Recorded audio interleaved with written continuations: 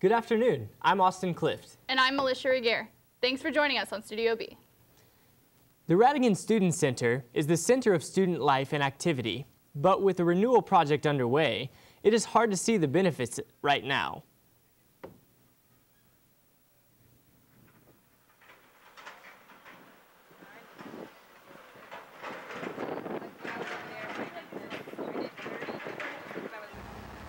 The redesign of the Radigan Student Center began back in 2007, but was later put on hold in 2008 due to economic climate. 4 years later, the construction begins once again, and students and faculty are already feeling the effects it's having on parking. I'm definitely parking a lot further than I would previous years. Even over at the SIG app, I'm having to park further back. And when we're parking in front of the Elliott School here, I'm also having to park further back in front of Alberg. For some students, the difference between this semester and previous semesters is clear with the RSC parking lot being closed. You're going to have more accidents, you're going to have people arguing. Last semester I saw people fighting, not fist fighting, but arguing in a parking lot over parking space. So I'm sure it's going to be even worse with the RSC closed, so that's eliminating a huge parking space for this area. Despite the construction, the Radigan Student Center is still open for business, but we won't see its new look until August 2014. Reporting from the Radigan Student Center, Austin Clift, Studio B News. For updates on the renewal, check the Radigan Student Center webpage or go to their Facebook or Twitter accounts. Construction of the Radigan Student Center adds an extra commute on campus. Additional minutes are added to student schedules in between classes. Cutting through the buildings and using different means of transportation seem to be a daily routine now. I'm a true hustler, baby, so I always try to find a way. What I do is I got a homie over at I think Trio DSS, and that's where I also work. I get a go-kart rider to give me a ride, you know what I'm saying? Although walking is a good exercise, using bikes is becoming more common. Bikes, caddies, and power walking are ways to substitute time lost for detours around the construction. The Radigan renewal is now well underway. The construction has blocked off a large portion of the building, including the Shocker Bowling practice facility and office. The temporary bowling office is located inside the rec center, and the team is now practicing at several different bowling alleys throughout Wichita. The ladies of the Shocker Bowling team do not seem to be bothered by the move. I would rather kind of have it like this than have the lanes open while construction is going on, because I wouldn't want to lug my bowling balls halfway across campus. So it's kind of nice just to drive and go out and have your bowling balls right there when you need them. Shocker bowler Holly Harris says the move may even be bringing more attention to the bowling team. We get a lot of people that are directed to the rec center and come in here to ask questions that sometimes I don't really know the answer to. So more people come and visit us because we're just more open. I guess it's just nice for us because it lets more people know that we're here. I mean, a lot of people don't even know that we exist on campus. We look forward to another successful year from the Wichita State men's and women's bowling teams. You will never guess what's returned to Wichita State after 25 years of absence. Sarah Cummings has more on the story. Wichita State's bronze bust of American poet Robert Frost now sits safely in the Ulrich Museum where it belongs. Shortly after it was stolen in 1987, the missing sculpture became a cold case. After a police tip from Missouri in June, Wichita State Detective Jeff Ryder was able to bring it home. You know, I wasn't too excited until I actually had this statue in the car. You know, we put him in there and put the seatbelt around him and drove back that night. This bust has been the only campus sculpture stolen out of 76 sculptures the Ulrich Museum exhibits. When the sculpture was stolen 25 years ago, I don't think anyone imagined or had an idea that it would one day be returned. I mean, it has been in someone's possession the last 25 years. And what makes the story have such a happy ending is because the sculpture was recovered. It was worth $5,000 when it was first stolen, but now it's said to be worth up to $25,000 by officials. And I'm not sure if the people that took the sculpture realized the significance of the piece, not only the value of it, but the significance of it to the university. Like I said, it was meant to be here at Wichita State. That's why it became part of the outdoor sculpture collection. And so we're thrilled to have it back. You know, I look forward to having this piece back out on view again. It's been gone for 25 years, so it'll be great to have it back out on public display as part of the sculpture collection. So we'll go from 76 to 77. For now, the bust will remain in the Ulrich Museum until appraised and cleaned. Look for it soon, as it will later be redisplayed outside as a part of Wichita State's extensive sculpture collection. Reporting at the Ulrich Museum, I'm Sarah Cummings with Studio B. To kick off Wichita State's strategic planning process, President John Bardo led a retreat last Wednesday at Koch Arena. Faculty, students, alumni, and community members were invited to participate in the roundtable discussion. Topics included goals for Wichita State, campus strengths and weaknesses, and a discussion on further growth. President Bardo says the college will be implementing a three-phase planning process for campus improvement.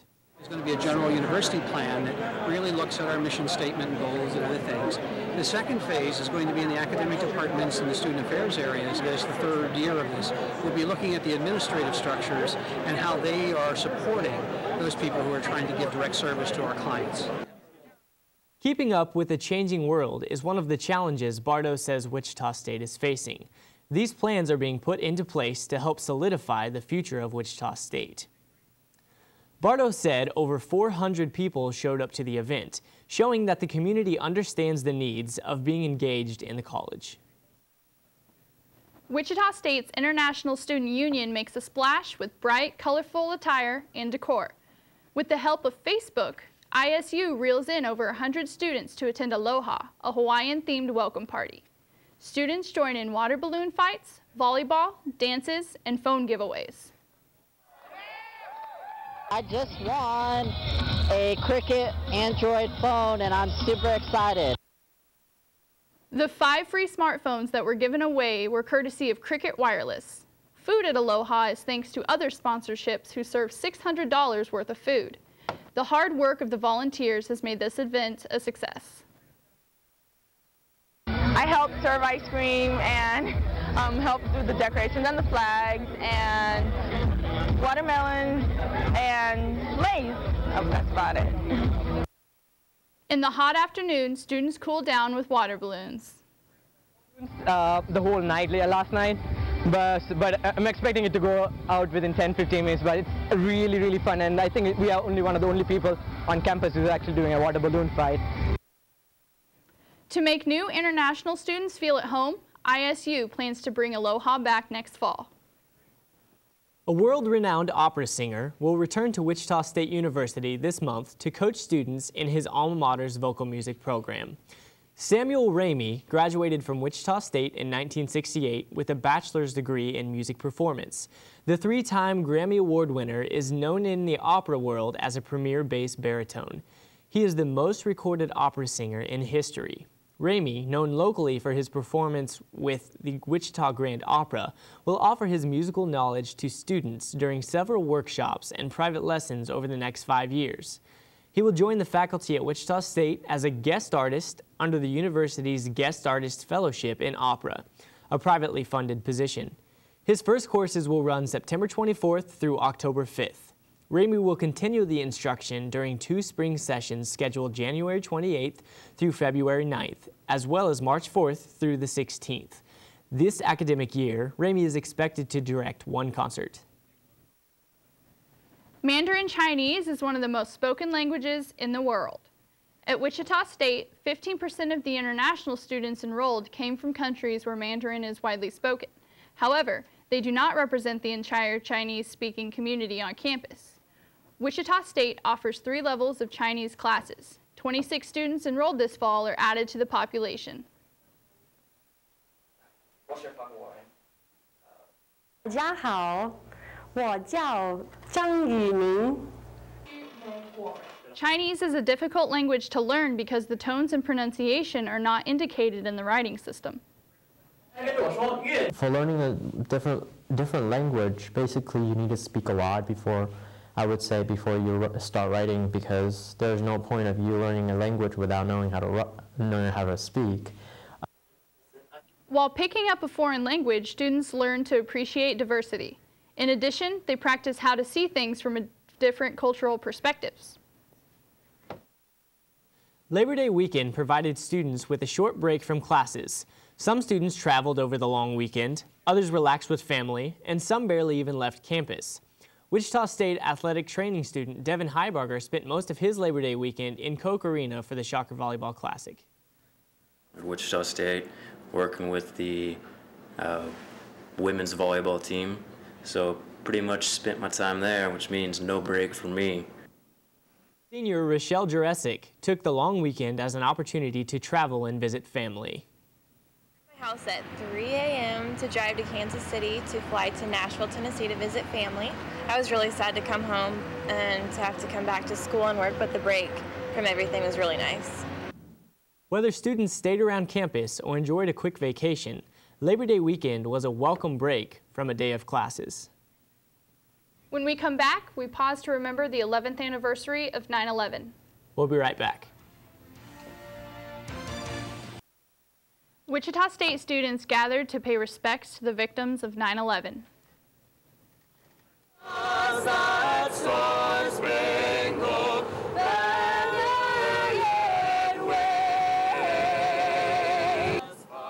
A quartet from the co-ed professional vocal fraternity Mu Phi Epsilon performed on the lawn in front of Jardine Tuesday.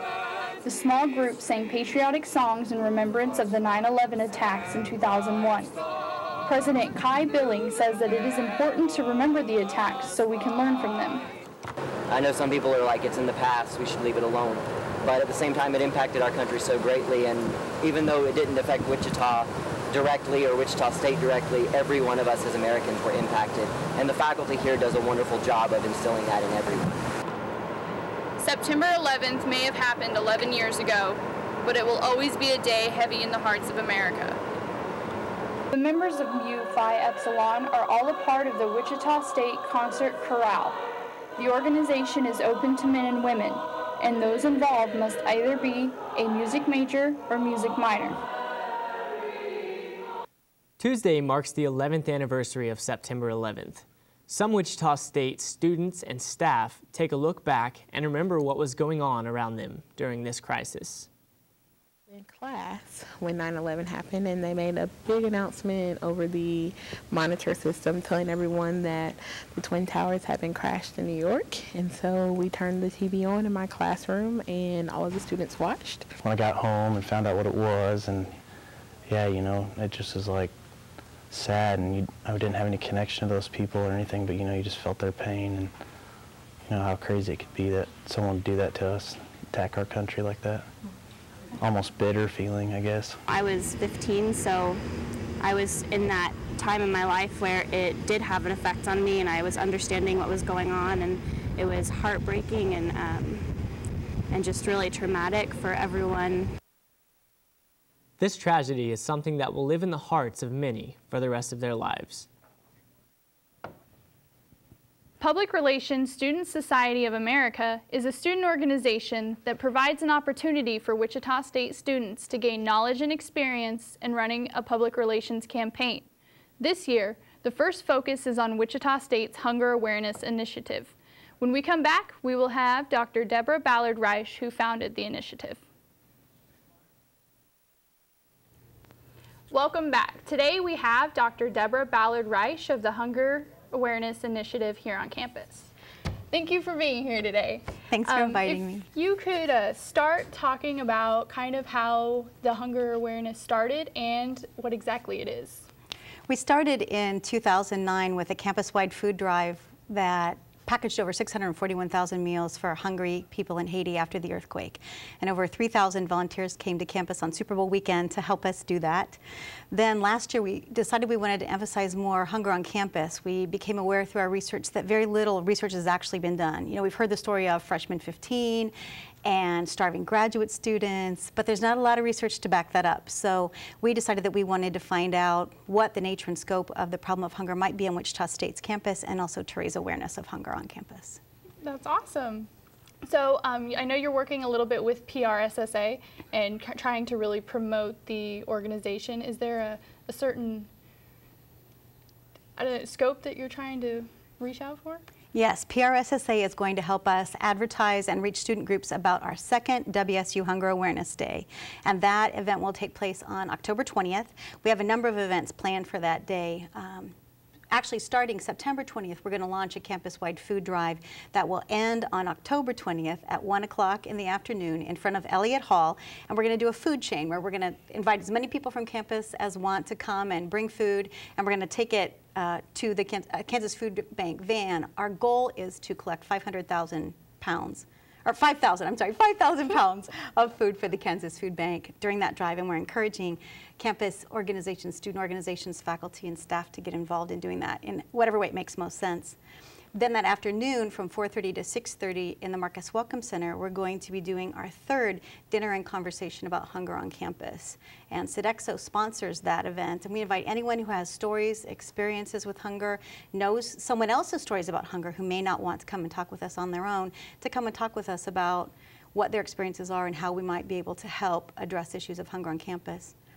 And then the last thing we're doing, March 2nd through 4th, there's a whole organization of colleges and universities throughout Kansas that are doing the University's Fighting World Hunger Summit in Overland Park, and I'm one of the program planners for that. So I'm hoping that we'll have a workshop on what we're doing at Wichita State as kind of a model that other campuses can use to, help develop their own initiatives appropriate to their context. Right, that's awesome. Is there a way that if somebody's interested in getting involved that they can contact you or contact an organization? Absolutely. This organization was launched largely through social media. We have a Facebook page, WSU Hunger Awareness, or Wichita State Hunger Awareness. You can search it a variety of different ways. We have a presence on Twitter, WSU Hunger, and the hashtag WSU Hunger.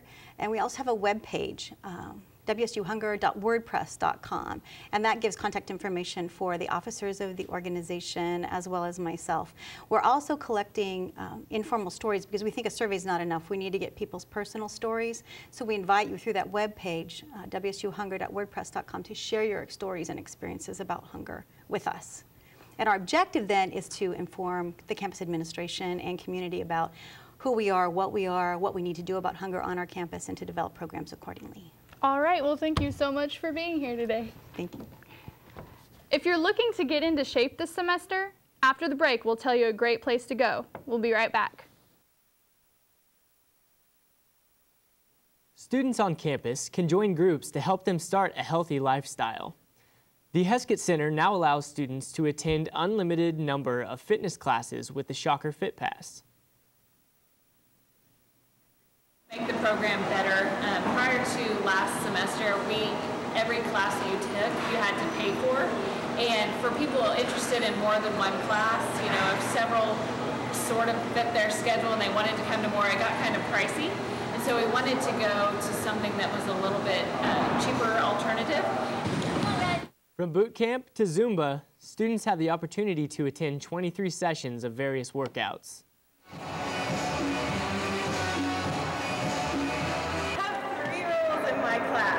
Number one, nobody throws up. If you feel like you're that sick, don't come to class. Number two, nobody passes out. So if you start to get overheated, you're supposed to take it down to lower level. And number three, everybody has fun. The program has sold 70 passes so far, and the passes can be purchased at the campus recreation desk. Well, that wraps it up for this week's Studio B. Thanks for joining us, and have a great day.